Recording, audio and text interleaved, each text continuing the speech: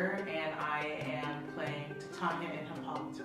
Titania is this woman who, she's very powerful, but she's still in a male-dominated society. We have this woman and her husband did all of these things to her.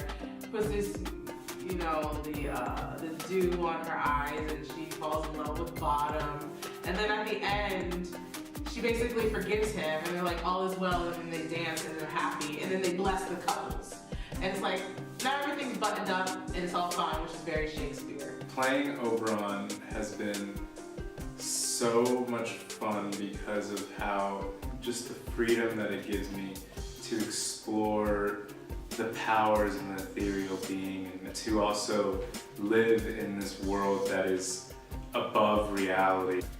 It's so magical and mysterious, and there's lovers and potions and fairies. When you think about going into a jungle, there's sounds that are always happening with different animals, and there's the mist and the heat and the density. I picked out rainbow eucalyptus trees as my main resource for that, as well as a banyan tree, and sort of that feeling of many things coming together as a whole. My name is Kaijan Lathrop. I play Peter Quince, and I really enjoy playing this character because he's a very committed, dedicated person who really wants to put on a play for the whole community to enjoy. I think it's a play that everyone will resonate with. I'm playing Maureen Johnson in SUNY New Paltz's production of Rent. Rent came out on Broadway in 1996. It was written by Jonathan Larson, and it was his modern-day adaptation of the opera La Boheme. Rent was the musical of a generation for the longest time, and although we might be a different generation, I think it's so important for us to remember that and remember the struggles from that time. It's a very big musical in my generation.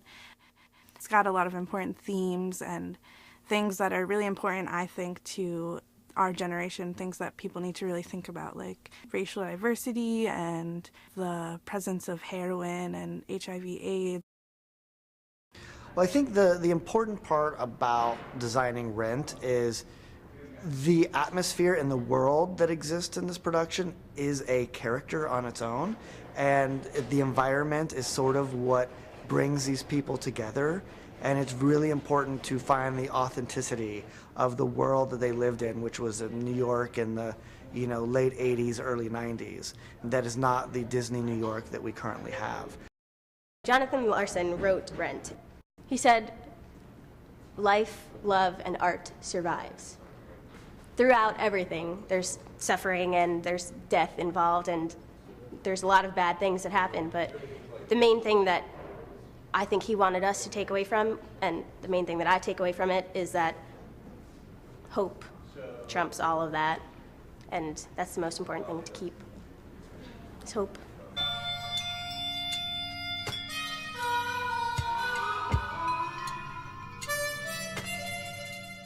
A word to describe the show would be essential. Evocative. Valuable. Impactful. Timeless. Compassionate. Tense. Compelling. Some of my inspirations for Tom Robinson's emotional struggles would have to be, first and foremost, Mamie Till, Emmett Till's mother, the father in Fences, and me. And the world we live in today, and Trayvon Martin, and all the research I did. Those are my inspirations. I think the show is really important, especially now, because it has a story that has to be told and shared with audiences. Because unfortunately, with a book that's dealing with racial tensions in 1935 Alabama, it's so relevant to our society today. We are amidst a very tense political climate, and this show acknowledges a lot of issues we are facing today that we have faced historically and that we will continue to face. And I think the greatest thing about this show is that it encourages understanding and solidarity.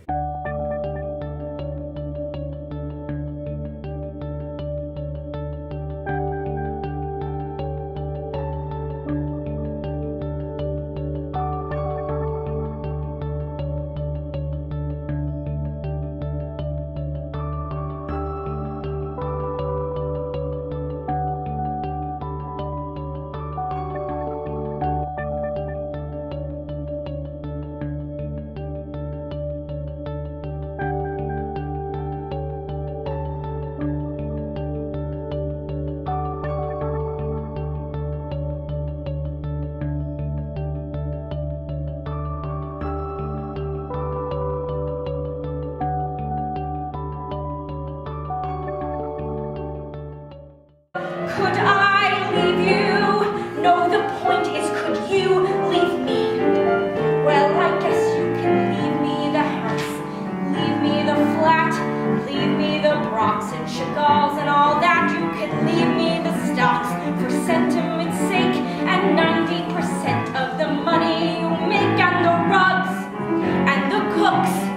Darling, you keep the drugs, angel, you keep the books. Honey, I'll take the ground sugar, you keep the spinach, and all of our friends, and just wait, oh God,